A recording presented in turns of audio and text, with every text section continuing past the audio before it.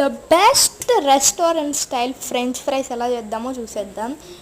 ఇక్కడైతే నేను first పొటాటోస్లో cornflour వేసా. మీరు మాత్రం అస్సలు కార్న్ఫ్లోర్ వేయకండి, ఏం బాగోదు టేస్ట్. మీరే చూడండి కావాలంటే.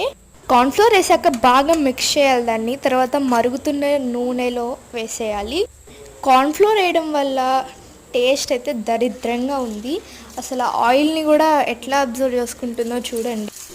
నల్లగా పొంగుల్లాగా వచ్చాయి. ఇదైతే కార్న్ఫ్లోర్తో మాత్రం అస్సలు ట్రై చేయొద్దు. అండ్ ఇది త్వరగానే కుక్ అయింది. నేను వాడే చాక్లెట్ వచ్చేసి డార్క్ కోకో చాక్లెట్.